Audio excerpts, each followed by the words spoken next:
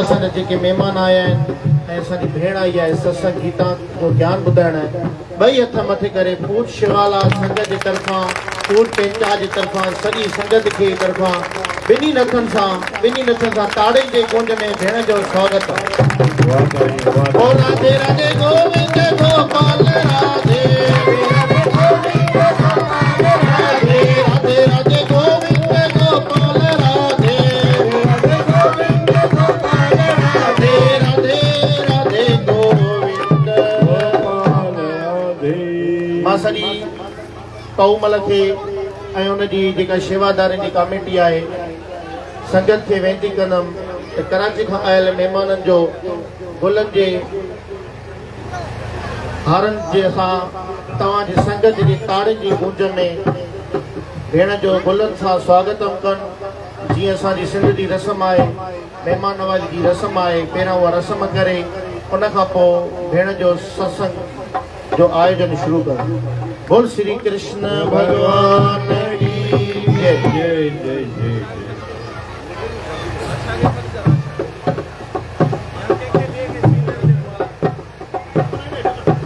शिवाले जी जेका भी कमेटी है संगत की वेनती आहे जो डॉक्टर लाल कुमार भाभी आशा के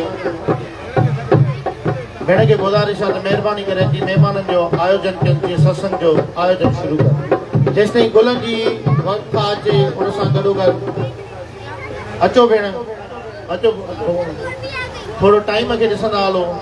खणो नी गुल महिमाननि खे भाभी आशा।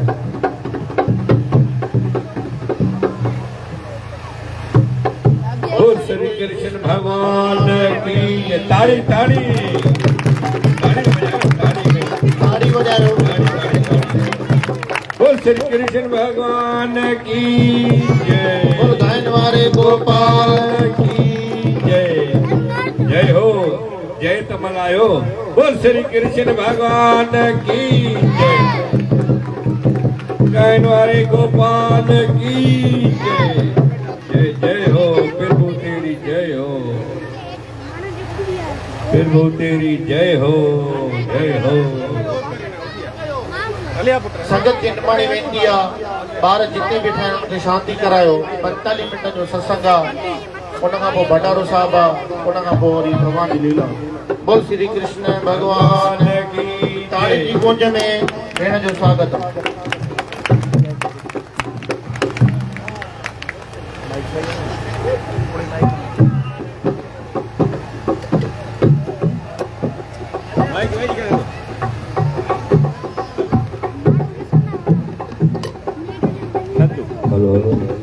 बोल श्री कृष्ण भगवान की जय।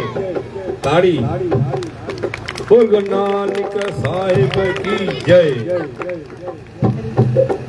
प्रभु तेरी जय हो।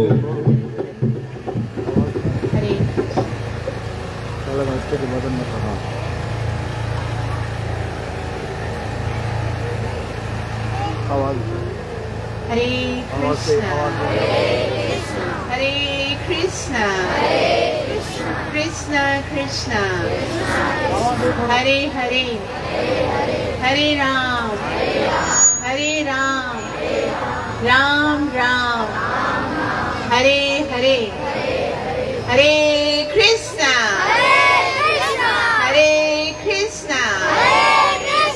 कृष्णा कृष्णा हरे हरे हरे राम राम राम हरे हरे हरे कृष्णा कृष्णा कृष्णा हरे हरे हरे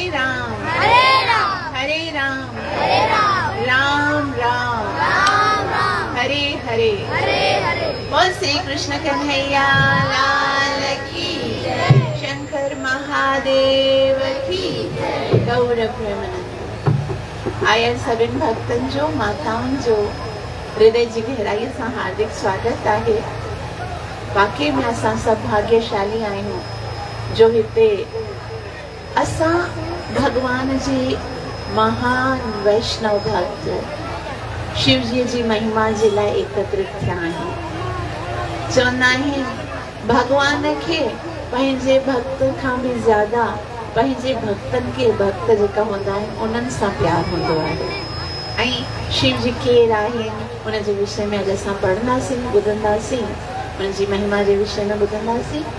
तव्हां सभिनि सां प्रार्थना आहे कि कुझु क्षण जे लाइ हरि नाम जे संकीर्तन में साथ ॾिजो, ताकि असांजो हृदय कोमल ऐं पवित्र थी करे भगवत कथा में आनंद वठी करे पंहिंजे जीवन खे सफल करे सघूं। कुछ क्षण जे लाइ हरि नाम जो संकीर्तन कंदासीं। जय राधा माधव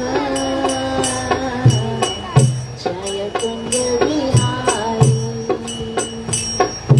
जय राधा माधव जय कुंज बिहारी, जय राधा माधव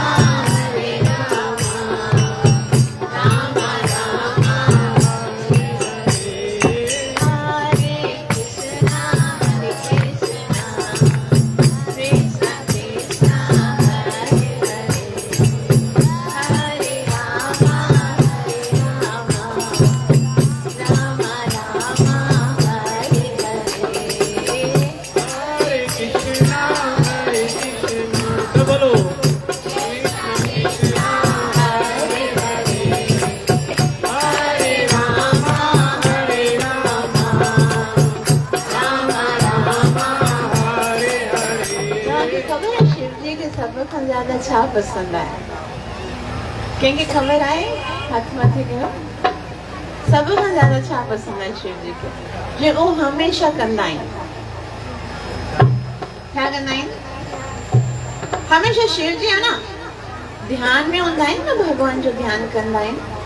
त शिव जी खे सब खां ज्यादा भगवान जे नाम सां आनंद ईंदो आहे। शिव जी खे सब खां ज्यादा भगवान जो नाम पसंद आहे। हिकिड़े दफ़े छा थियो, वृंदावन जी ॻाल्हि आहे। वृंदावन में अॼु खां 500 साल पहिरीं सनातन गोस्वामी, हिकिड़ा गोस्वामी आहिनि, भगवान जा भगत आहिनि।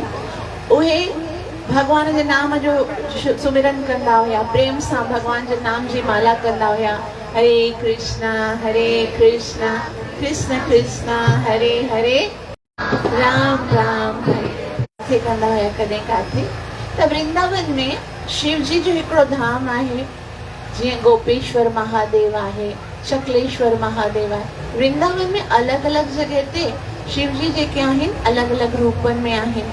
त उते चकलेश्वर महादेव आहे, उते हिकिड़े दफ़ा सनातन गोस्वामी विया ऐं उते वेही करे भगवान जे पवित्र नाम जो जप करण लॻा। और जप करण लॻा त उन्हनि जी आदत इहा हूंदी, मतिलबु हिकिड़े ॾींहं में लाखों संख्या में नाम जप कंदा हुया। असां त 16 माला जप कंदा आहियूं न, उहे हिकिड़े ॾींहं में लखों, मतिलबु 2 लख दफ़ा या ईअं नाम जप कंदा, कोई 3 लख दफ़ा नाम जप कंदा हुया। त सॼी राति जप कयो थिए, त जप करे रहिया त छा अक्सर ईअं हूंदो न, शिव जी जो जिते लिंग हूंदो आहे, तव्हां ॾिठो न, उते खीर बि विझंदा आहिनि ऐं उते ॿियो बि फ्रूट्स रखंदा आहिनि। त उते अक्सर न खीरा बि थींदा आहिनि न, और मच्छर बि थींदा आहिनि, छो जो हर वक़्तु खीर वग़ैरह चाढ़ींदा आहिनि। त उते न सनातन गोस्वामी जप करे रहिया ऐं घणा ई मच्छर हुया। हाणे हो जप कनि था, वरी मच्छर कटे, वरी जप कनि था, वरी मच्छर कटे।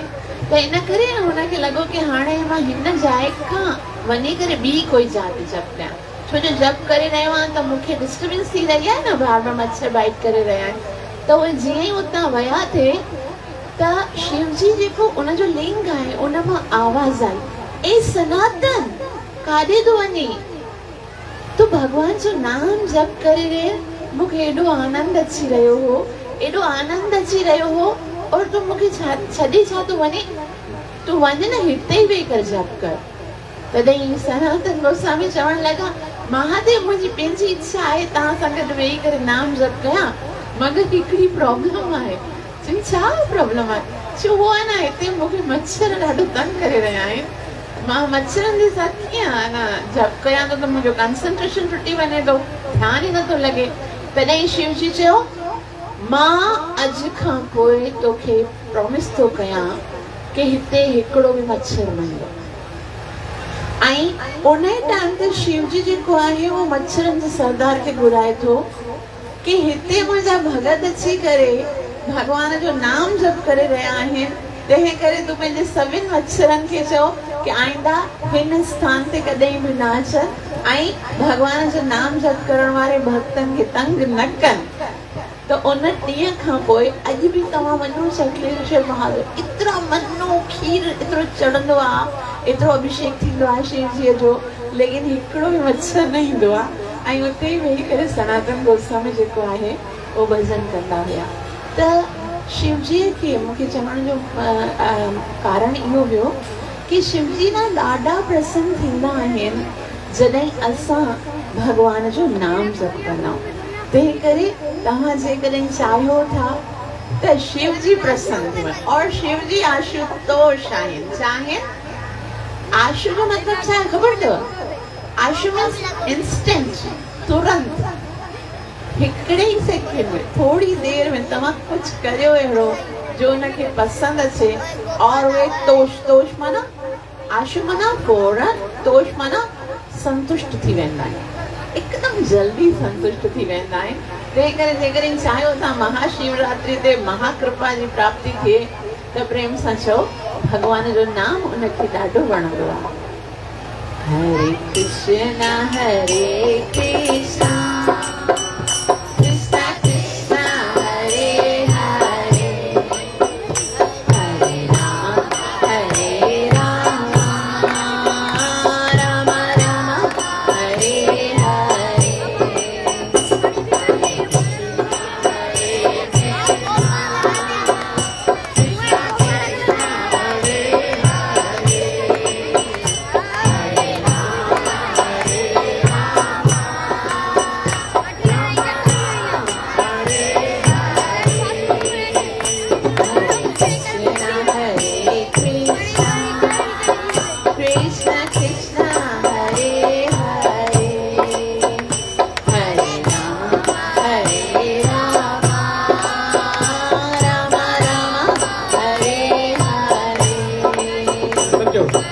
हरे कृष्णा कृष्ण कृष्ण हरे हरे हरे राम हरे राम राम राम हरे हरे कृष्ण हरे कृष्ण कृष्ण कृष्ण हरे हरे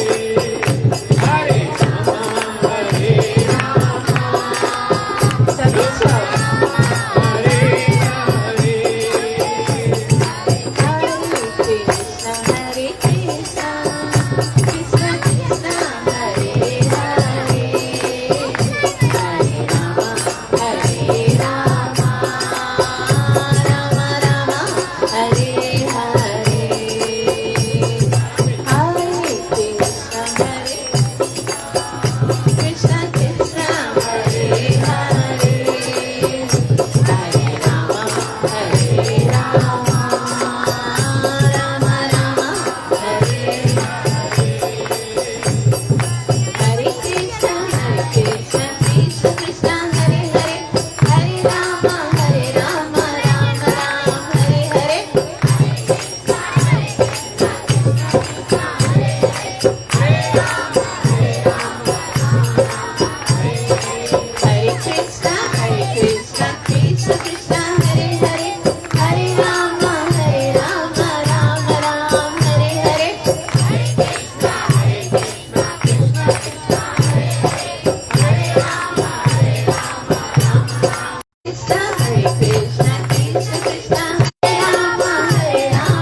राम राम हरे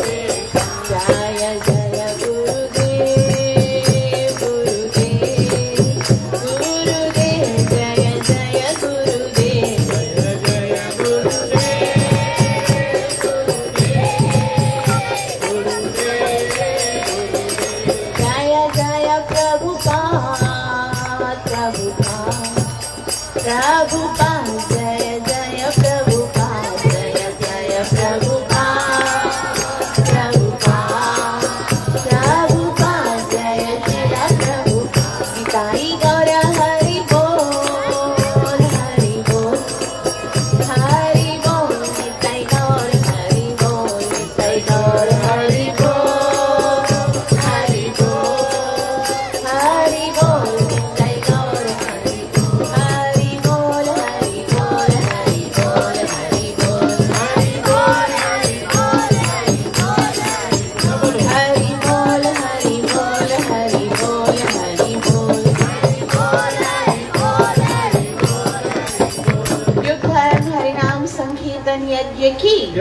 कलियुगाधार हरे कृष्ण महामंत्र की, कली पावन अवतार चैतन्य महाप्रभु की, शंकर महादेव की, हरे हरे महादेव। शिव जॾहिं इहो शब्द मुख मां निकिरंदो आहे त हिन जो मतिलब ख़बर अथव छा आहे?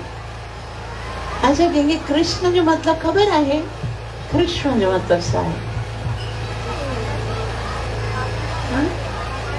असां यस,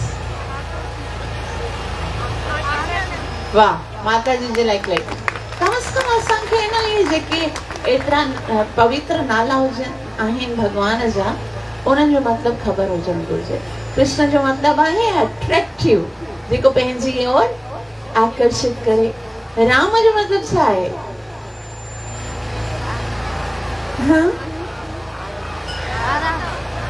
राम जो मतिलब आहे आनंद ॾियण वारो, जेको असांखे आनंद प्रदान करे। ऐं शिव जो मतिलब छा आहे? शिव चवंदो न, जीअं शिव मतिलब शुभ, जेको शुभ वर्ड आहे न सो शिव सां निकितल आहे, मतिलब ऑस्पिशियस आहे। शिव माना मंगलमय, जेको असांजे जीवन खे मंगलमय बनाए। मंगलमय मीन्स जेको असांजे जीवन खे कृपा जंहिंसां प्राप्त थींदी आहे। शिव पवित्र बनाए, असांजे जीवन खे आनंदमय बनाए, कृपामय बनाए। और शिव ॾाढो अहिड़ो तत्व आहे असांजे शास्त्रनि जो, जेको सभ खां ज़्यादा जेको माना इहो सम्झो कि जेको टिपिकल आहे, जेको सम्झण में जेको सभ खां ज़्यादा ॻुझो हुजे न, उहो राज़ शिवजीअ जो आहे। शिवजी एकदम ॻुझो आहे, हर कंहिंखे सम्झ में न ईंदो। कोई ॾिसी करे चवंदा आहिनि भई हे कहिड़ो भॻवान जो अवतार आहे, हे कहिड़ो भॻवान आहे। यहाँ तक कि पंहिंजो जेको शिवजी जो ससुर आहे न, अरे शिवजी जो ससुर केरु आहे ख़बर अथव? शिवजी जी पत्नी केरु आहे? हाँ, पार्वती हाणे आहे न, उनखां पहिरीं इहा पार्वती केरु हुई ख़बर आहे? यस, सती। सतीअ जे पिताजी जो नालो ख़बर आहे कंहिंखे? यस, दक्ष प्रजापति। हिकिड़े दफ़े छा थियो, दक्ष प्रजापति जेको हुयो उन वॾो यज्ञ करायो। उते घणा ई देवी देवता, सभई देवी देवता हुया ऐं वॾा वॾा ऋषि मुनि उते वेठा हुया, महादेव बि वेठा हुया। दक्ष प्रजापति जॾहिं हुतां खां अची रहिया हुआ, दक्ष प्रजापति हुनजे अंदरां एतिरो तेज निकिरी रहियो हो कि सभई देवी देवता हुते अची करे उठी बीह रहिया। ऐं जॾहिं सभई बीह रहिया त दक्ष प्रजापति खे लॻो भाई ज़ाहिर मुंहिंजो कोई स्टैंडर्ड आहे त सभिनि खे बीहणु घुरिजे, लेकिन न बीठो त केरु न बीठो? हाँ, महादेव न बीठो। हाणे महादेव ॾिसो भॻवान जो भॻत, असां कहिड़ा भॻवान जो भॻत। जिते को थोड़ी देर ॾिसंदा वञा, थोरो टाइम आहे प्रोग्राम में, प्रसाद में, कोई खणंदो माला, पोइ शुरू कंदा हरे कृष्णा कृष्ण कृष्ण हरे हरे, हरे राम राम। पोइ अखियूं बंदि हूंदियूं आहिनि, केरु आयो केरु वियो, ध्यानु वेंदो ई कोन आहे। ध्यानु छाकाणि त हिकिड़ो ई आहे। हाणे चवंदा जीअं गोपियूं चवनि थियूं, अरे उद्धव हिकिड़ो ई त मन आहे, सो त असां हुन मोहन खे ॾेई छॾियो कि 10 12 20 25 मन हुजनि त तुंहिंजे निराकार खे बि ॾियूं। हाणे उहो मन जॾहिं कृष्ण में लॻी वियो, नाम जप में, पोइ बाक़ी ख़बर कीअं पवंदी केरु आयो आहे केरु न आयो आहे? तो शिवजी वीचारे खे बि ख़बर कोन पई, ध्यान में लॻो हो। और ॾिठाई जो दक्ष प्रजापति हलवा, हाणे त अहिड़ो त कावड़ आईसि, चई हे शिव पंहिंजो पाण खे सम्झे छा थो? हाँ, मां आयो आहियां। अगरि सभई देवी देवता उठा आहिनि, इनखे पोइ बि अगरि ॿिया न बि उथनि, मां जीअं हुनजो सोढ़ो आहियां, पीउ जी जॻह ते आहियां, मुंहिंजे अचण ते हिनखे त आदर ॾियणु घुरिजे, उथणु घुरिजे। पर तरीक़ो हूंदो आहे। वैसे शास्त्रनि में बि ॿुधायो वियो आहे कि जॾहिं कोई वॾो व्यक्ति अचे त असांखे उथणु घुरिजे। जीअं ॿारनि खे ख़बर आहे, अव्हांजी क्लास में टीचर ईंदी आहे, पोइ उथी बीहंदा आहियूं न। त जेको बि मतिलबु नंढनि जो इहो कर्तव्य आहे कि जेको वॾो आयो आहे उनखे आजियां करण जे लाइ, उन्हनि जे रिस्पेक्ट में असांखे उथणु घुरिजे। लेकिन शिवजी त उथिया ई कोन। चई शिवजीअ खे अॼु खां मां पोइ अॼु खां पोइ श्राप थो ॾियां कि कॾहिं बि यज्ञ में हुनजी आहुति न निकिरणी। लाइक़ ई कोन आहे। मां चई त ख़बर न मती कीअं भ्रष्ट थी वई जो मां पंहिंजी अहिड़ी सुंदर कन्या जो विवाह इन सां करे छॾियो। इनखे त जीवन कीअं जीअण घुरिजे कोई ढंग ई कोन्हे, न वस्त्र पाइण जो ढंग अथसि, न खाइण जो, भूतनि प्रेतनि सां रहंदो आहे। एॾो कुझु चवण लॻो। लेकिन वास्तव में इहे जेके ॻाल्हियूं शिव जी जे बारे में चई रहिया हुया उहे हिकदमि शास्त्र ॿुधाए थो कि शिव जी जे अंदरि कोई दोष थी ही नथो सघे। शिव उहो तत्व आहे जंहिंजे अंदरि कोई भी दोष कोन नथो थी सघे। ऐं शिव उहे चवनि था कि ही शिव कहिड़ो आहे जेको काथे रहंदो आहे, भूतनि प्रेतनि सां गॾु रहंदो आहे। मतिलबु छा ॿियो कोई अहिड़ो जीव या कोई अहिड़ो देवता आहे जेको भूतनि प्रेतनि सां गॾु रहणु स्वीकार कंदो? हिकिड़ो शिव जी स्वीकार कंदो आहे। हुनजे पोयां छा रहस्य आहे कंहिंखे ख़बर आहे? शिव जी हिकिड़ो अहिड़ो तत्व आहे भॻवान जो जेको जेके बि इम्पॉसिबल टास्क हूंदा आहिनि भॻवान जा, जेके या त इम्पॉसिबल त जेके सभ खां ॾुखिया टास्क हूंदा आहिनि, जेके सभ खां ॾुखिया कार्य हूंदा आहिनि, से भॻवानु शिव जे ॾींदो आहे। त तुंहिंजो डिपार्टमेंट आहे, तूं कर। त जेको सृष्टिअ जी रचना आहे उन में बि शिव जी जो किरदारु आहे। ऐं जॾहिं जी सृष्टिअ जी जॾहिं प्रलय थींदी आहे न तॾहिं बि उहो कार्य बि शिव जी कंदा आहिनि। जेके ॾुखिए खां ॾुखिया, जेके जटिल खां जटिल कार्य आहिनि न उहे शिव जी कंदा आहिनि। जीअं ॾिसो भूत प्रेत जेके हूंदा आहिनि भॻवान जा त अंश आहिनि ई न। जेके प्रेत आहिनि, जेके अञा ताईं गति न मिली आहे, उहे बि केरु आहिनि? भॻवान चओ थो मम ई वंश, उहे बि त मुंहिंजा वंश आहिनि। बाक़ी उन्हनि खे प्रचार केरु करे, उन्हनि खे संग केरु ॾे? गीता भॻवान कंहिंखे ॿुधाई? अर्जुन खे। और अर्जुन खे ख़बर तो आखिर में अर्जुन सोचो कि यार गीता त सभिनि जे लाइ हुजणु घुरिजे, है न? अकेले भॻवान कंहिंखे ॿुधाए रहियो आहे? हुन कुरुक्षेत्र जे युद्ध में हज़ारों करोड़ों माण्हू आहिनि, लेकिन उनजो हिकिड़ो अखर बि गीता जो ॿियो कंहिंखे ॿुधण में नथो अचे। हुते हिकिड़ो अर्जुन ॿुधी रहियो आहे। अर्जुन सोचो कि भॻवान खे घुरिजे भई हिकिड़ो माइक स्पीकर खणे, कोई वॾो सुठो साउंड सिस्टम घुराए, हिकु आसन ते वेही करे गीता ॿुधाए ताकि सभिनि जो कल्याण थिए, है न? उहे सभई वेठा आहिनि। हाणे ॿुधायो मां हिते आई आहियां, मां भगवत गीता ॿुधायां और हिनखे मां चकरी नाच तोखे ॻाल्हि करण में भगवत गीता ॿुधायां, ॿियनि खे अनजस्टिस आहे न, ॿियनि जे साथ त। हाँ, त भॻवान साक्षात ॿुधाए रहियो आहे त सभिनि खे ॿुधाइणु घुरिजे। लेकिन नहीं, किसको सुनाया? अर्जुन। हाणे जॾहिं अर्जुन सोचियो चलो ठीकु आहे, मूंखे ॿुधाईंदो न जॾहिं कृष्ण, मूंखे पूरी ॿुधाई वठंदो, पोइ मां ॿुधाईंदसि। पोइ मां चवंदमि डॉक्टर साहब खे भई हिकिड़े मुंहिंजे कथा जो आयोजन कर ऐं मां भगवत गीता सभिनि खे ॿुधाईंदसि। लेकिन गीता पूरी ॿुधाइण खां पोइ भॻवान अर्जुन खे ख़बर अथव छा चयो?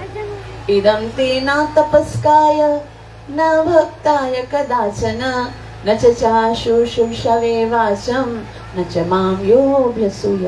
अर्जुन, इहा भगवत गीता उन्हनि खे न ॿुधाइजे जेके तपस्या न कंदा हुजनि, उन्हनि खे बि न ॿुधाइजे जेके भक्त न हुजनि, उन्हनि खे बि न ॿुधाइजे जेके मूंसां ईर्ष्या कंदा हुजनि। अर्जुन चए हिते त सभु अहिड़ा ॼणा, हाणे वरी कंहिंखे ॿुधाए सघंदा? माना उते ई लॉक करे छॾेंगे, भई ब्लॉक हो गया, हाणे त तो नथो ॿुधाए सघे। हाणे ॿुधाए, जॾहिं भॻवान इहा कंडीशन रखी आहे त छा भूत प्रेत पिशाच खे कोई प्रचार कंदो?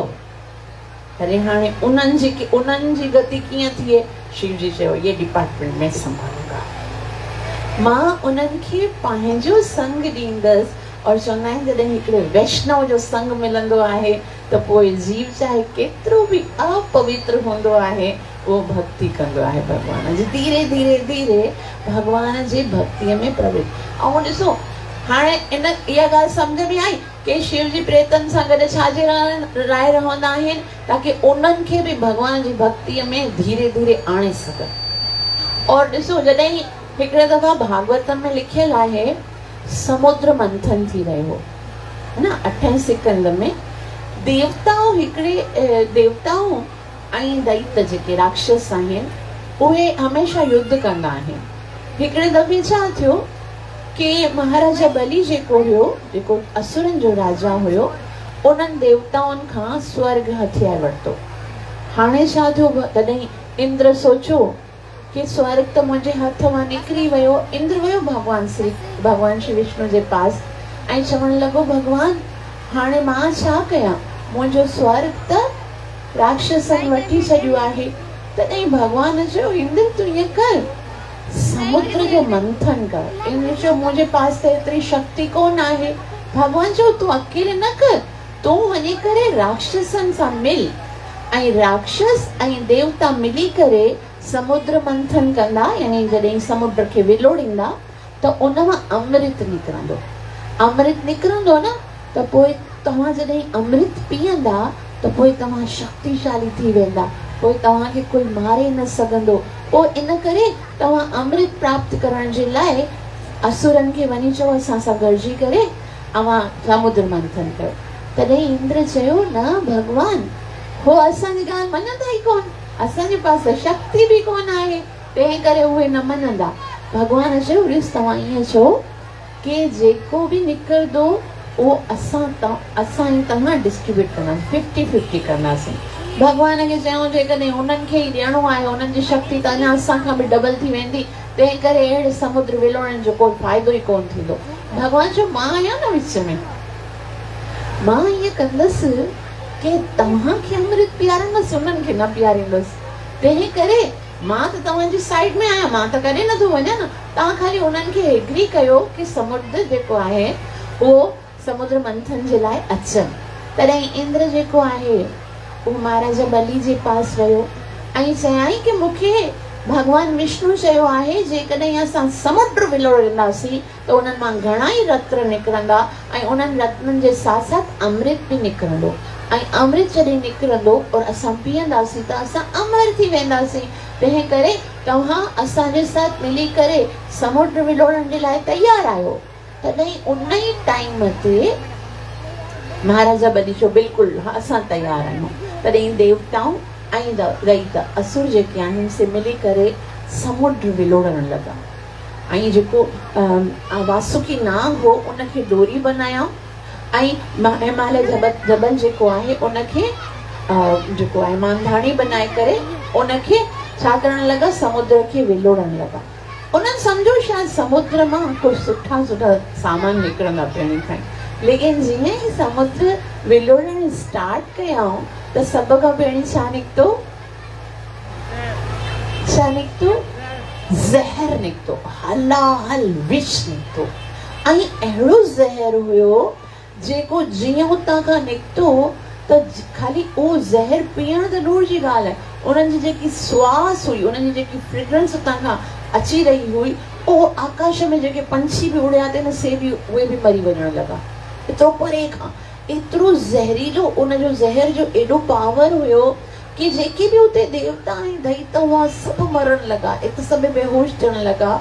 ऐं उन टाइम ते जेके देवता समुद्र विलोड़ण रहिया हुआ, हिकिड़े साइड ते दैत्य हुआ, हिकिड़े साइड देवता हुया, उन्हनि में सभई देवता हुया मगर हिकिड़ो देवता कोन हुयो, केरु, महादेव कोन हुयो, छाकाणि हुनखे ज़रूरत ई कोन्हे। हुन चयो मूंखे त अमर थियणो कोन्हे, मां त वैसे।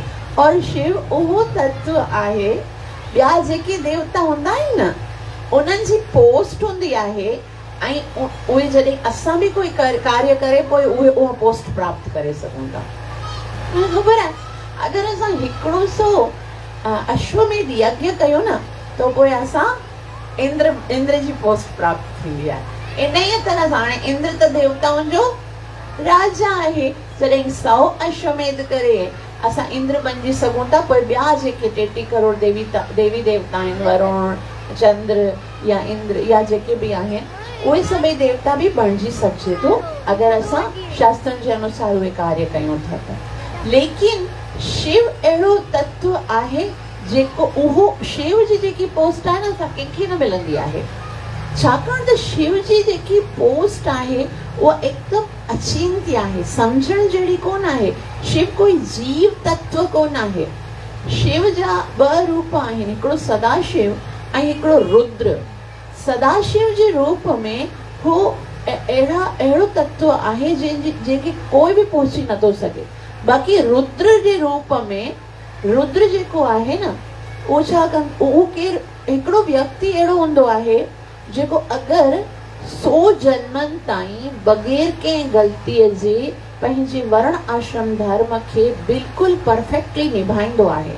हिकु भेरो वरी ॿुधो, कोई हिकिड़ो व्यक्ति जेको 100 जन्मनि ताईं वर्णाश्रम धर्म खे बग़ैर कंहिं ग़लतीअ जे निभाईंदो आहे त उनखे ब्रह्मा जी पोस्ट मिलंदी आहे। और अगरि कोई 100 जन्म, हाणे ब्रह्मा जी जो आयु केतिरी हूंदी आहे उहो सभु ॾाढो वॾो विचित्र खेल आहे। ब्रह्मा जी जो हिकिड़ो ॾींहुं मां ॿुधायां केतिरो आहे, 8 अरब 64 करोड़ वर्ष। 8 अरब 64 करोड़ वर्ष जो हिकिड़ो ॾींहुं हूंदो आहे। ऐं एतिरा ई 3 ॾींहं थी करे उनजो हिकिड़ो महीनो थींदो आहे, ऐं एतिरा ई 365 ॾींहं थी करे उनजो हिकिड़ो साल थींदो आहे, ऐं एतिरा ई ब्रह्मा जी जेको आहे 100 साल जीअंदो आहे। त अहिड़ा 100 साल ब्रह्मा जी जा हूंदा आहिनि। हाणे अगरि कोई ब्रह्मा जी पोस्ट ते 100 दफ़ा अचे ऐं 100 दफ़ा पंहिंजी ब्रह्मा जी पोस्ट खे हिकदमि परफेक्टली निभाए, तॾहिं उनखे रुद्र जी स्थिति प्राप्त थी सघे थी। लेकिन इहो जेको आहे न, लॻभॻि इम्पॉसिबल आहे। शिव जी स्टेज ते अञा ताईं कोई न पहुतो आहे। तंहिं करे शिव एतिरी महान स्टेज आहे, जीअं अगरि चयो वञे त शिव साक्षात भगवत तत्व आहिनि। भगवत तत्व आहिनि, लेकिन वो पंहिंजी ई इच्छा सां भगवान जी भक्तिअ में लॻा आहिनि। यानी भगवान जो हिकिड़ो विस्तार आहिनि। जीअं ॾिसो, मां तीअं तव्हांखे ॿुधायां कि जीअं गिरिराज आहे, गिरिराज जेको आहे उहो भगवत तत्व आहे। गिरिराज जेको भगवान खणियो आहे उहो भगवत तत्व आहे। लेकिन उहो कीअं आहे, भगवान जे तत्व जे रूप में हिते हिकिड़े पहाड़ जे सूरत में आया आहिनि, है न। उन ई तरह सां अगरि असां चऊं महाप्रभु, चैतन्य महाप्रभु साक्षात भगवान आहिनि। भगवान जो कोई अवतार न आहे महाप्रभु, साक्षात कृष्ण आहिनि। लेकिन उहे भक्त बणिजी करे आया आहिनि। उन ई तरह रामेश्वर, यानी राम जंहिंजो ईश्वर आहे, या जेके राम जा ईश्वर आहिनि, उनखे शिव चयो वेंदो आहे। या भगवान चयो आहे कि मां पंहिंजे भक्तनि सां उन तरह सां डील कंदो आहियां जहिड़ी तरह सां उहे जहिड़े भाव सां उहे मुंहिंजे पास ईंदा आहिनि। ये यथा मां प्रपद्यन्ते तथैव भजाम्यहम्। जेके जहिड़े भाव सां मुंहिंजे पास ईंदा आहिनि, मां ओहिड़ी तरह सां उन्हनि सां डील कंदो आहियां। त भगवान शिव जी जेके आहिनि, भगवान सां एतिरो प्रेम कंदा आहिनि, एतिरो प्रेम कंदा आहिनि कि हिकिड़ो क्षण बि उहे कॾहिं भगवान जे नाम खां सवाइ न गुज़ारींदा आहिनि।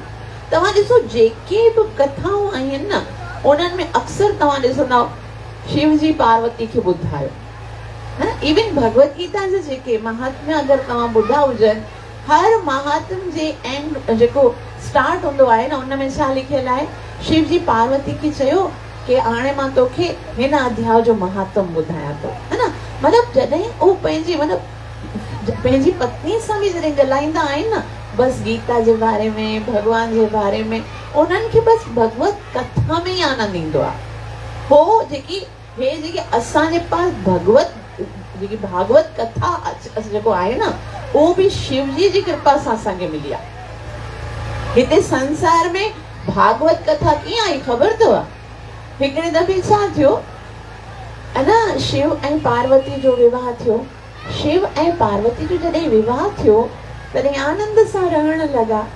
ऐं पार्वती जो गुरु आहे नारद मुनि। नारद मुनि सोचियो चलो ठीकु आहे, शिव जी जो विवाह थी वियो, हो त सॼो ॾींहुं भक्तीअ में लॻो हूंदो आहे। हिते संसार में कीअं हूंदो आहे, अगरि भाई भक्तीअ में लॻो हूंदो आहे, माई सॼो ॾींहुं कहिड़े कम जो कोन आहे, न हे कंदो आहे न हो कंदो आहे, दुनियादारी न कंदो आहे, दुकानदारी न कंदो आहे, सॼो ॾींहुं बसि हरे कृष्ण लॻाए वेठो आहे। तॾहिं नारद मुनि सोचियो, वञी ॾिसां हिते छा हली रहियो आहे। शिव और पार्वती जो बि त विवाह थियो आहे, माना हुते जो वञी नारद मुनि खे त मसालो हलाए करे ॾिसण में मज़ो ईंदो आहे। वियो ऐं उन टाइम ते वियो जे टाइम ते शिव जी घर में न हुया, वया हूंदा के कम सां समाधि वमाधि लगाया हूंदा किथे, तॾहिं पार्वती घर में अकेली हुई ऐं चवण लगा, मां तोखां हिकिड़ी ॻाल्हि पुछां, तुंहिंजो जेको गृहस्थ जीवन आहे सो कीअं हली रहियो आहे? पार्वती चए, एकदम परफेक्ट हली रहियो आहे, कोई प्रॉब्लम कोन आहे। असां ॿई पाण में एतिरो मतिलबु अंडरस्टैंडिंग एतिरी आहे कि हो मूंखां कुझु बि न छुपाईंदा आहिनि ऐं मां बि हुन खां कुझु न छुपाईंदी आहियां ऐं एतिरो मूंसां प्रेम कंदा आहिनि, पंहिंजी हर ॻाल्हि अची करे मूंखे ॿुधाईंदा आहिनि। तॾहिं नारद चए, सच थी चवें या ईअं ई मूंखे चवें थी पई? चए, न न, मां बिल्कुलु सच थी चवां। चए, अच्छा तोखां कुझु न छुपाईंदा आहिनि? चए, न। त तो कॾहिं शिव खे गौर सां ॾिठो आहे? मां रोज़ ॾिसंदी आहियां, पति आहे मुंहिंजो। त चई, शिव जे गले में ना हिकिड़ी माला पई आहे, उहा ॾिठी अथई कॾहिं? उनमें अगरि तूं ध्यान सां ॾिसंदी न, सभई जेके बि आहे न उहे खोपड़ियूं पयूं आहिनि न, उहे सभई खोपड़ियूं न लेडीज़ खोपड़ियूं आहिनि। तो कॾहिं शिव जी तोखे ॿुधायो कि इहे खोपड़ियूं कंहिंजियूं आहिनि? तॾहिं पार्वती चए, न मूंखे त न ॿुधाई। त चए, उन करे न ॿुधाई, मां त कॾहिं पुछियो ई कोन। चए, चलो ठीकु आहे, तूं पुछंदी न पोइ बि न ॿुधाईंदो। चए, न न, हो त मूंखां कुझु बि नथा छुपाइनि, ज़रूरु ॿुधाईंदा। चए, ठीकु आहे, हाणे पुछी ॾिसजे। नारद चयो, मुंहिंजो कमु त थियो, हाणे मां वञां थो, है न? हाणे ॾिसो त मज़ो छा थींदो। शिव जी आया, शिव जी जीअं ई आया आहिनि तॾहिं अन पार्वती चवे थी, महादेव मूंखे तोसां ॻाल्हि पुछणी आहे। त शिव जी चयो, हा हा पुछ, कहिड़ी ॻाल्हि आहे? पर पहिरीं कुझु खाइण लाइ, तॾहिं मां थकी करे आयो आहियां, कुझु लॻाए। त पार्वती जल्दी जल्दी भोजन वोजन लॻाए, चई, मूंखे तव्हां सां कुझु पुछणो आहे। त शिव जी अहिड़ी कहिड़ी ॻाल्हि आहे? अञा मां हींअर आयो आहियां, थोरो रेस्ट करण ॾे। चए, न न, मूंखे लॻे तूं मूंसां बिल्कुलु प्रेम नथो करे। चए, न पार्वती, मां तोसां प्रेम कयां थो, अहिड़ी कहिड़ी ॻाल्हि आहे, चलो ॿुधाए। चए, मूंखे तोसां इहा ॻाल्हि पुछणी आहे त तव्हांजे गले में जेकी इहे मुंडनि जी माला आहे, इहे सभु कंहिंजूं खोपड़ियूं आहिनि?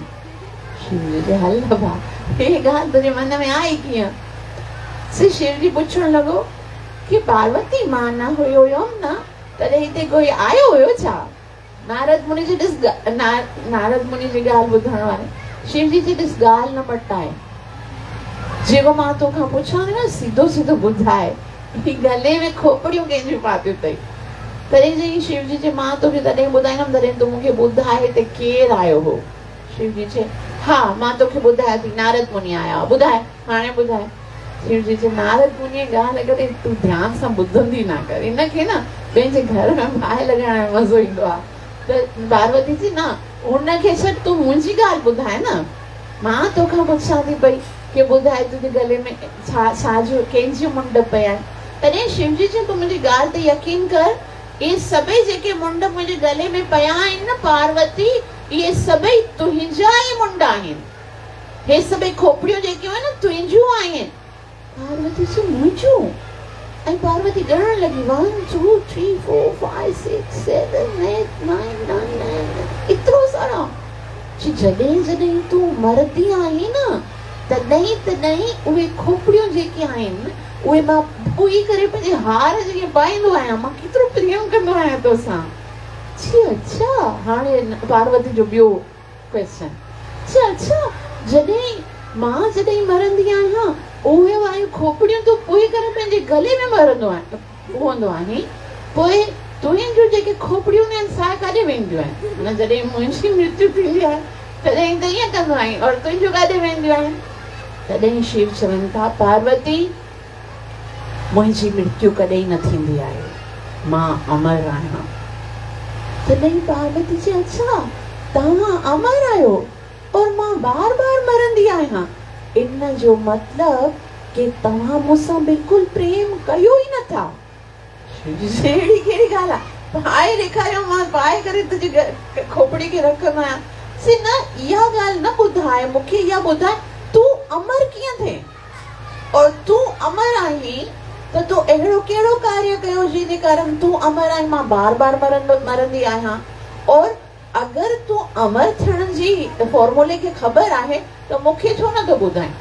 है ना, मांखे छो बार बार मरण दी तो मां बार बार मरा दी इट मींस तू मूंसां प्रेम ही नथो करी। त चई ना मां इन करे न मरंदो आहियां छाकाणि त मां अमर कथा ॿुधी आहे, मां अमर कथा ॼाणंदो आहियां, तंहिं करे मुंहिंजी मृत्यु न थींदी आहे। पोइ शिवजी खे पार्वती चवण लॻी हाणे मूंखे बि अमर कथा ॿुधाए, मूंखे बि ॿुधणी आहे ताकी मां बि अमर थी वञा। ॾिसो नारद मुनि हिकिड़ो अहिड़ो कैरेक्टर आहे, कुझु बि कंदो आहे न, जेको कुझु बि शुरू में लॻंदो आहे कि ईअं ई करे रहियो आहे, लेकिन उहो सिर्फ़ और सिर्फ़ असांजे कल्याण जे लाइ कंदो आहे। हाणे ॾिसो नारद मुनि जेकॾहिं ही जहिड़ो न करे आ त पोइ असांजे पास उहो भागवत कथा न अचे आ। त शिवजी पार्वती शिवजी खे चयो कि मूंखे बि उहा कथा ॿुधाइणी आहे। तॾहिं शिवजी चयो ठीकु आहे, मां तोखे उहा कथा ॿुधाईंदसि ऐं तंहिंजे लाइ तोखे अमरनाथ में वञणो पवंदो। ऐं पोइ छा थियो, शिवजी जे पास हिकिड़ो डमरू आहे ऐं उन डमरू खे एतिरो जोर जोर सां वॼाइण लॻो, एतिरो जोर जोर सां वॼाइण लॻो कि उते जेतिरा बि जीव जंतु हुआ, यहाँ तक कि जेतिरा पक्षी बि हुआ से सभु उहा जॻह खाली करे हली विया। छाकाणि त शिवजी खे ख़बर हुई कि जेको इहा अमर कथा ॿुधंदो उहो छा बणिजी वेंदो, अमर बणिजी वेंदो। ऐं हिन सृष्टिअ जो त इहो रूल ई कोन आहे, जंहिं जनम वरितो आहे उनखे त मरणो आहे। त तंहिं करे शिवजी सोचो कोई बि जीव उन कथा खे ॿुधी न सघे। पोइ लेकिन छा थियो कि हिकिड़ी जाइ उन्हनि सिलेक्ट कई कि हिते वेही करे असां उन अमर कथा खे, हाणे पार्वती ज़िद करे वेठी त शिवजीअ खे त ॿुधाइणी हुई। शिवजी वेठो ऐं पार्वतीअ खे कथा ॿुधाइण स्टार्ट कई। पार्वती खे चयईं ॾिस मां त कथा ॿुधाईंदे ॿुधाईंदे ॿुधाईंदे ध्यान में हली वेंदसि, ऐं मां जॾहिं ध्यान में हली वेंदसि त मूंखे ख़बर न पवंदी कि तूं वेठी आहीं या सुम्ही। हरे कृष्ण हरे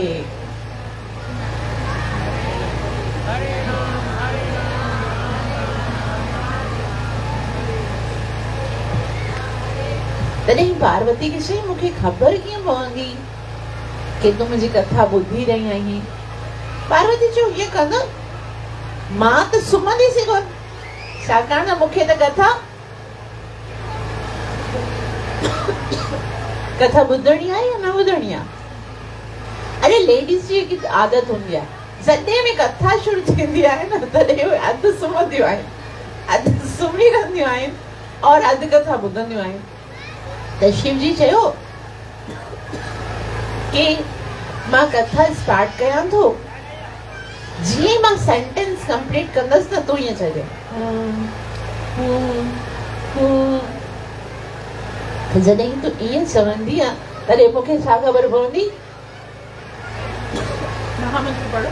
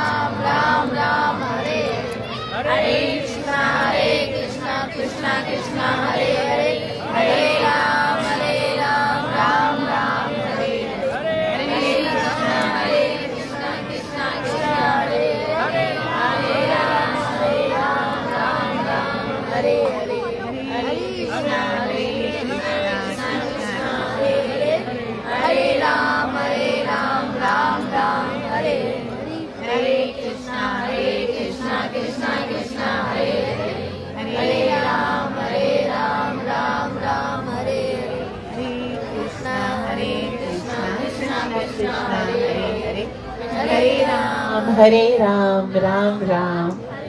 ते शिव जी कथा ॿुधाइण स्टार्ट कई ऐं पार्वती चवण लॻी हाणे छा थियो, शिव जी जॾहिं डमरू वॼायो हुयो तॾहिं सभु जेके चरिंदा परिंदा पशु पक्षी हुया उहे त उॾामी विया हुया, लेकिन जे वण जे हेठां वेही करे शिव पार्वतीअ खे कथा ॿुधाए रहियो हो न, उन वण जे मथां हिकिड़े तोते जो नंढो सो अंडो जेको हूंदो आहे न, उहो हाणे अंडो त उॾामी न सघंदो न, त उहो रही वियो ऐं उहो कथा ॿुधंदे ॿुधंदे ॿुधंदे छा थियो, उहो अंडो फुटो ऐं उन मां तोतो निकितो। हाणे छा थियो, शिव जी कथा ॿुधाए रहिया आहिनि, भागवत कथा हली रही आहे। पहिरियों सिकंद थियो भीष्म स्तुति, कुंती स्तुति, परीक्षित के श्राप, ॿियो सिकंद थियो, टियों सिकंद में ध्रुव महाराज जी कथा थी ऐं वराह भगत जी कथा थी, वराह भगवान जी कथा थी। उनखां पोइ चौथो सिकंद उत्तान पाठ, पंजो सिकंद नरक ऐं पंजनि सिकंद में भागवत में छा आहे, अलॻि अलॻि स्थान जो वर्णन आहे। ईअं कंदे कंदे हाणे जोग्राफिकल जेको हूंदो आहे न, उहो टॉपिक स्त्रियुनि खे सम्झ में ईंदो ई कोन आहे। ईअं ॿुधंदे ॿुधंदे पार्वती सुम्ही रही। हाणे जॾहिं पार्वती सुम्ही रही त पोइ शिव जी त ध्यान सां कथा ॿुधाए रहिया हुया। हाणे तोतो जेको हुयो, जेको तोतो हुयो उहो बि साथ साथ में कथा ॿुधी रहियो।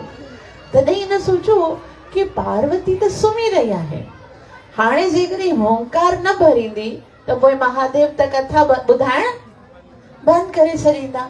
पोइ तोते जे अंदरि हिकिड़ी सुंदर क्वालिटी हूंदी आहे, असां जीअं चवंदा आहियूं न उहो चवंदो आहे, चीटर हूंदो आहे तोतो।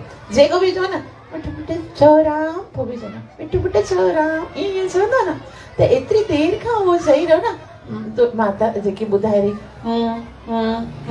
त जीअं ई माता सुम्ही रही न त तोतो चवणु लॻो, जीअं ई महादेव ॿुधाए रहियो आहे पोइ चए त ईअं महादेव सोचो कि शायदि पार्वती सही रही आहे।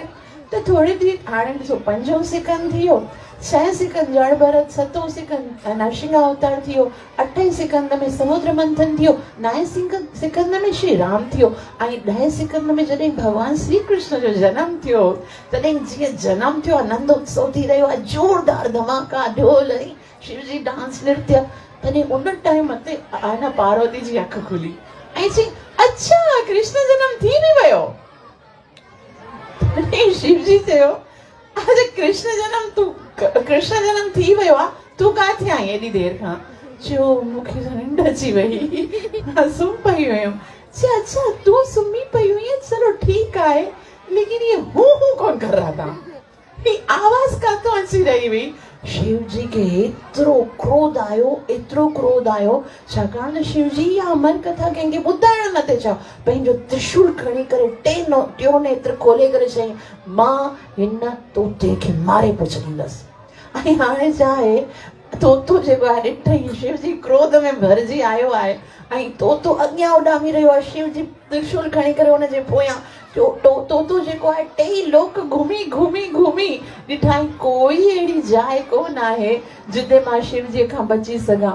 पोइ छा थो करे, ॻोल्हे हाणे पृथ्वीअ ते छा थी रहियो उन टाइम ते, वेद व्यास जी केरु आहिनि, जंहिं सभई शास्त्र लिखिया आहिनि, भगवान जो अवतार ई आहे, शक्ति आवेश अवतार, जंहिं सभई शास्त्र लिखिया। वेद व्यास जी भागवतम बि लिखियो ऐं भागवतम लिखण खां पोइ वेद व्यास जी भगवान सां उन टाइम ते प्रार्थना करे रहियो कि भगवान मूंखे कोई अहिड़ो भक्त पुत्र ॾे जेको मुंहिंजे इन भागवत जो प्रचार करे।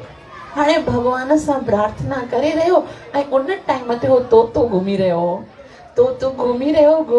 उन टाइम ते वेद व्यास जी जेकी पत्नी आहे उनखे जमाई आई। अरे सिंधी में जमाई खे छा चवंदा आहिनि? ओ बासी। जीअं ई मुंहुं खुलो आहे तोतो अंदरि चली विया, तोतो अंदरि हली वियो ऐं शिव जी कावड़ में, मां न छॾींदसि, मां हिनखे जान सां मारे छॾींदसि। वेद व्यास जी, मुंहिंजी पत्नी तुंहिंजो कयो छा? हुन सां पत्नीअ खे मारण लाइ, मेरी पत्नी ने क्या बिगाड़ा? तो ॾिसी न, तुंहिंजी पत्नीअ जी ॻाल्हि नथो कयां, उहो तोतो तुंहिंजी पत्नीअ जे मुख मां अंदरि हली विया, पेट में, मां हुनखे मारींदो। तॾहिं वेद व्यास जी बट उन तोते जी ग़लती कहिड़ी आहे? छा कुसूर थी वियो उन मासूम सां जेको तूं हुनखे मारण जे लाइ पंहिंजो टियों नेत्र एतिरे क्रोध में अची वियो आहे। तॾहिं महादेव चवण लॻा, हिन अमर कथा ॿुधी आहे। कहिड़ी कथा ॿुधी आहे? चई अच्छा त पोइ छा थियो? चई न, तोखे ख़बर कोन आहे वेद व्यास जेको अमर कथा ॿुधंदो आहे सो त अमर थी वेंदो आहे।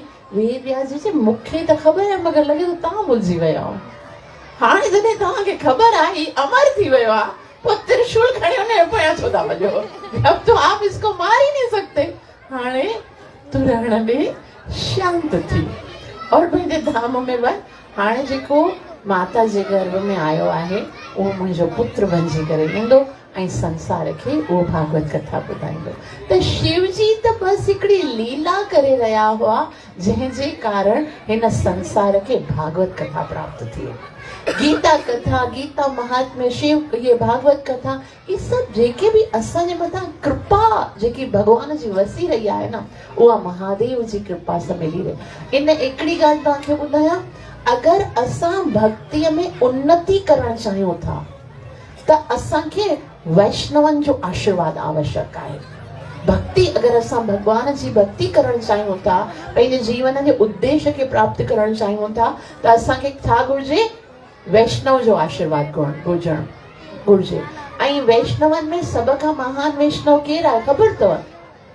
श्रीमद भागवतम में लिखियल आहे, निम्नगानाम यथा गंगा।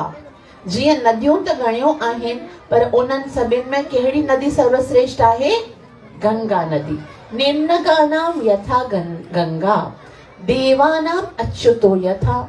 देवा माना देव त घणा ई आहिनि, 33 करोड़ देवी देवता आहिनि, लेकिन भगवान श्री कृष्ण श्रेष्ठ आहे। उन ई तरह सां वैष्णवानाम यथा शंभु। शिव जी जी डेफिनेशन केरु आहे कि सभिनी वैष्णवनि में सभ खां श्रेष्ठ केरु आहे? शिव जी। ऐं पुराणानाम इदम तथा, पुराणनि में सभ खां श्रेष्ठ कहिड़ो आहे? भागवतम महापुराण। त शिव जी जेको आहे उहो वरदान ॾियण में सभ खां ज्यादा जल्दबाज़ी कंदो आहे। जेको बि वरदान असां हुन खां घुरंदा आहियूं उहो शिव जी ॾींदा आहिनि। लेकिन शिव जी जेको आहे उनजी कृपा ॿ तरीक़े सां थींदी आहे, ध्यान सां ॿुधण जी ॻाल्हि आहे। शिव जी ॿ तरीक़नि सां कृपा कंदा आहिनि। हिकिड़ी हूंदी आहे सकपट कृपा, हिकिड़ी हूंदी आहे निष्कपट कृपा। ठीकु आहे? कहिड़ी हूंदी आहे? हिकिड़ी सकपट यानी कपट जे साथ, ॿी हूंदी आहे निष्कपट माना उनजे अंदर कोई कपट। हाणे शिव जी कुझु बि ॾेई सघनि था। जंहिंखे पति घुर्जे, जंहिंखे पत्नी घुर्जे, जंहिंखे पुत्र घुर्जे, कंहिंखे धन घुर्जे, कंहिंखे माल घुर्जे, कंहिंखे छा घुर्जे, शिव जी जे अॻे तव्हां जेको बि झोली झलींदो न उहो ॾेई छॾींदा आहिनि। छाजे लाइ ॾींदा आहिनि ख़बर अथव?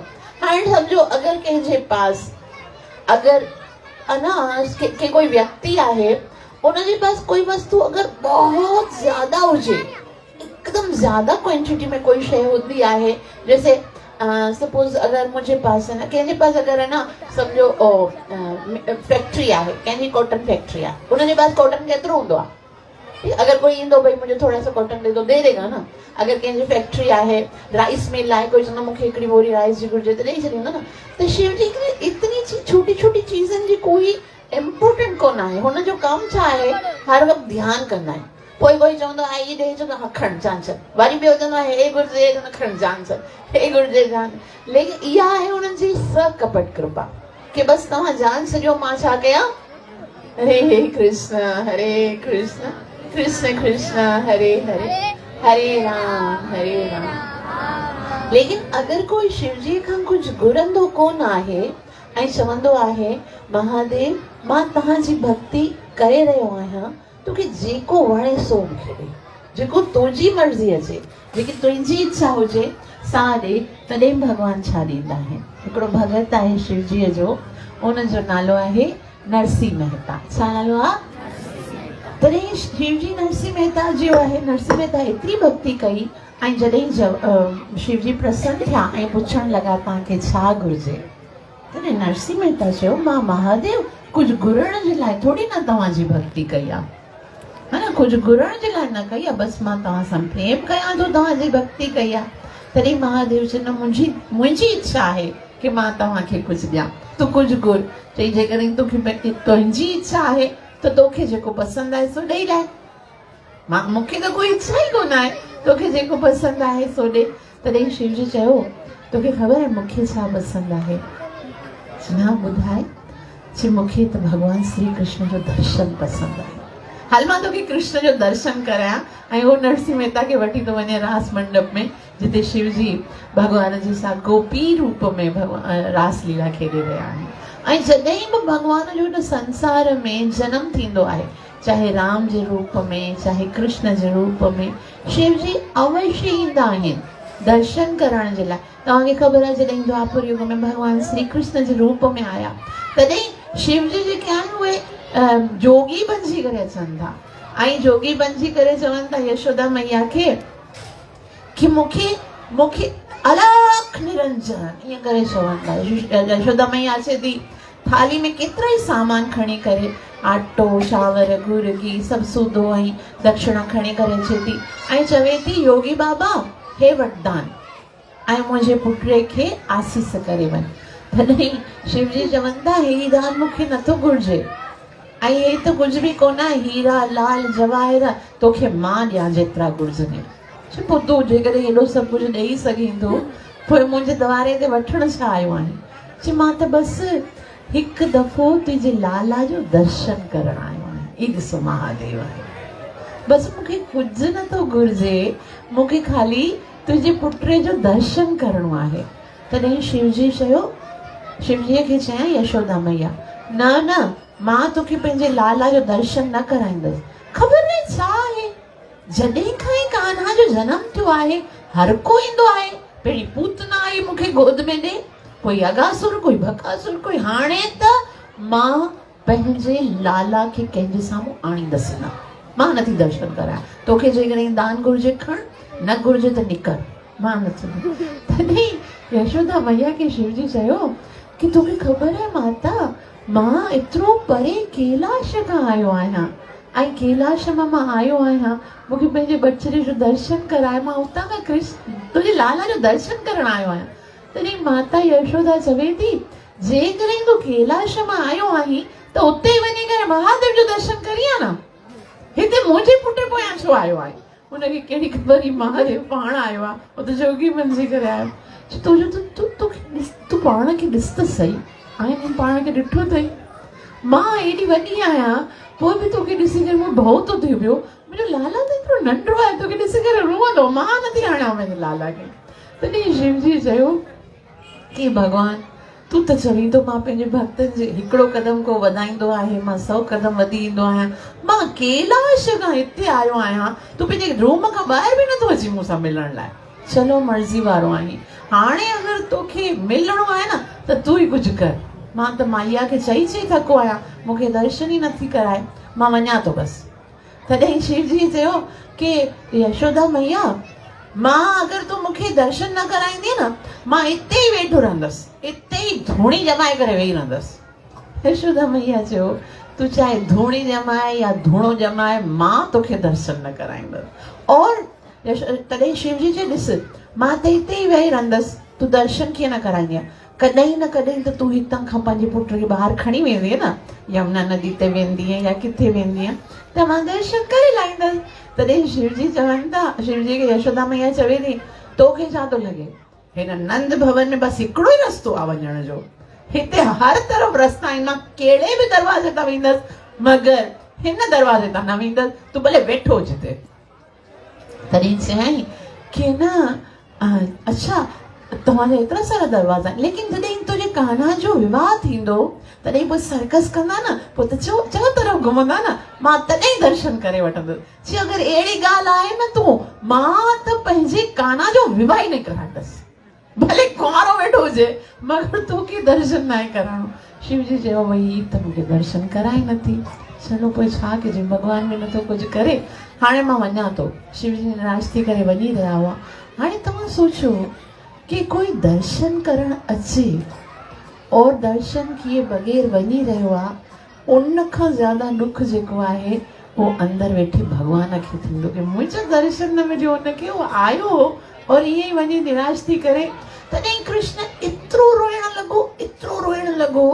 पहिरीं त कृष्ण जॾहिं रोईंदा हुया तॾहिं यशोदा मैया हुनखे खीर पीआरींदी हुई चुप करंदो, लेकिन जीअं ई यशोदा मैया हुनखे गोद में खणे थी खीर पीआरे उहो त ईअं उछले थो, गोद में ई नथो अचे, ज़ोर सां एतिरो ज़ोर सां रोए थो। यशोदा मैया चए थो एतिरो ज़ोर सां त अॼु ताईं कान्हा कॾहिं न रुनो आहे, अॼु अहिड़ो छा आहे जो एतिरो रोए, जीअं लॻे थो शायदि हिनखे को वाह लॻो आहे। ऐं वाह लॻंदो आहे न, छा चवंदा आहिनि, हा न, सायो ईंदो आहे न, ईअं कंहिंजो सायो ईंदो आहे चवंदा आहिनि ॿार खे, त माना शायदि न ही कोई सायो अची वियो अथसि जो मुंहिंजे हथ में ई नथो अचे। उते पूरनमासी हिकिड़ी बुआ आहे, उनखे यशोदा मैया चयो अॼु ताईं कान्हा एतिरो कॾहिं न रोनो आहे, हीउ त छा थियो अथसि, मूंखे सम्झ में नथो अचे, गोद में नथो अचे, किड़े थो पियो। तॾहिं पूरनमासी चयो मूंखे पाण लॻे थो वाह आयो अथसि।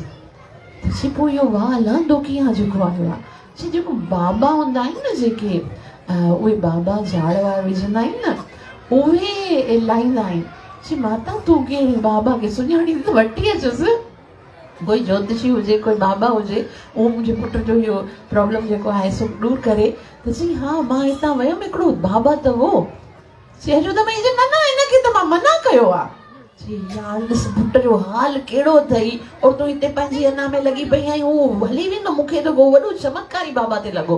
चई हा चयईं त उहो मां कैलाश मां आयो आहियां। चई वठी अचांसि वञी करे, वठी अचसि, कंहिंखे बि वठी अचि, ख़ाली मुंहिंजे पुट खे सही थियणु। तो पूरनमासी बुआ वञे थी ऐं चए थी बाबा जी तोखे न वाह लाइण ईंदो आहे? चई हा जेतिरा बि वाह आहिनि, जेतिरा बि भले कहिड़ो जिन हुजे, भूत हुजे, प्रेत हुजे, उहे त सभई लाइण ईंदा आहिनि, कंहिंखे लॻो आहे वाह। असांजो जेको कान्हा आहे न एतिरो रोई रहियो आहे, हली करे उनखे तो झाड़ वार विच में सही थी वञे। त शिवजी चयो मुंहिंजो कमु त बणिजी वियो, जंहिंजे लाइ आयो हुयसि त उहो करे रहिया। त शिवजी जेको आहे सो अचे थो ऐं यशोदा मैया खणेसि थी पई कृष्ण खे, उहो रोए थो पियो। जीअं ई शिवजी अंदरि अचनि था, कृष्ण जेको एतिरो रोई रहियो हो, उहो न ॿई हथ मुंहुं विझी करे खिलण लॻो। ऐं यशोदा मैया पूरनमासी खे चए बाबा खे चओ वञ, बसि मुंहिंजो पुट सही थी वियो आहे, वञे भले मूंखे हिनखे न ॾेखारणो। त शिवजी जी यार ॾिस घुराए करे वरी तो मोटाई तूं मूंखे। त हाणे पूरनमासी बुआ छा थी करे, भई असांजो पुटु सही थियो, तूं वञ, कुझु न आहे हुनखे। जीअं ई शिवजी मुड़नि था, वरी कृष्ण एतिरो ज़ोर सां रोअनि था, एतिरो ज़ोर सां रोअनि था, पहिरीं खां बि बीड़ो। तॾहिं पूरनमासी चए थी न वञे न, अचे स्वामी, वरी थियो अथसि कुझु, वरी हुनखे वठी अचनि था। वरी जीअं ई शिवजी इंटर थियनि था त कृष्ण जेको आहे उहो खिलण लॻे थो, और जीअं ई खिलण लॻे थो यशोदा मैया जे सभु वञे, हाणे नथो खपे, निकिरे हाणे हितां। और वो जीअं ई पोयां वञनि था, वरी कृष्ण रोअण लॻो थो। तॾहिं यशोदा मैया चई कुझु प्रॉब्लम आहे, हे ईंदो आहे त कृष्ण खिलंदो आहे, हे वेंदो आहे त कृष्ण रोअंदो आहे, माना कृष्ण खे हिन जो हुजणु पसंदि आहे, हे अचणु जेको आहे उहो कृष्ण खे पसंदि आहे। तंहिं करे हिनखे चओ हिते ई रही वञे, इहो किथे बि न वञे, छो जो कृष्ण हिन जे हुजण सां ख़ुशि आहे। हाणे यशोदा मैया त बसि एतिरो ई चाहींदी वञे कि कुझु बि करे मां कृष्ण खे ख़ुशि करे सघां। पोइ छा थो थिए, शिवजी चवनि था कि माता मूंखे न तव्हांजे बालक जे चरणनि ते हथ रखणु ॾे। यशोदा मैया भयभीत, तोखे ॾिठो अथई, ॾिस त सही, ॾिस सिर ते जटाऊं पकड़ियल अथई, ऐं नांग गिचीअ में जकड़ियल अथई, हेड़ो कहिड़ो स्वरूप आहे, मां त पंहिंजे पुट खे तोखे हथ लॻाइण न ॾींदमि। तॾहिं शिवजी चवे थो मां एॾो परे खां आयो आहियां ऐं तुंहिंजे चरणनि ते हथ बि न लॻाए सघां, इहो त मुंहिंजे साथ ना इंसाफ़ी आहे। तॾहिं कृष्ण जेको आहे उहो वरी रोअण लॻो। पोइ चई यशोदा मैया खे शिवजी कि भले मूंखे तव्हां पेरनि ते हथ लॻाइण न ॾियो, लेकिन मुंहिंजे पास हिकिड़ी न शक्ति आहे। चई अच्छा कहिड़ी शक्ति आहे? चई जेको मुंहिंजो मुलाटो ॾिठो अथई न, मथे जेको जूड़ो ॿुधो आहे, उन में हिकिड़ी अहिड़ी शक्ति आहे कि कोई बि बालक जा अगरि हिते पेर रखिया वञनि, मां नथो हथ लॻायां, लेकिन अगरि कोई बि बालक जा हिते पेर रखिया वञनि त त पोइ उन जे जीवन में कॾहिं कोई संकट न ईंदो। यशोदा मैया चई अच्छा ईअं वटि पोइ मां पंहिंजे कान्हा जा पेर तुंहिंजे सर ते रखां थी। और ये कान्हा जेको शिव जी जेको आहे कान्हा जा पेर जीअं ई यशोदा मैया शिव जी जे सर ते रखनि था तॾहिं चवंदा आहिनि शिव जी चवंदा आहिनि कि जॾहिं तव्हांजे चरणनि खां छुई करे जेको जल ईंदो आहे उन जल खे मां पंहिंजे सीस ते धारण कयो तॾहिं मां धन्य थी वियसि। लेकिन अॼु त साक्षात उहे चरण ई मुंहिंजे सर ते आया आहिनि। अॼु त हिन त्रिलोकी में मूंखां वॾो भाग्यशाली ॿियो कोई थी नथो सघे।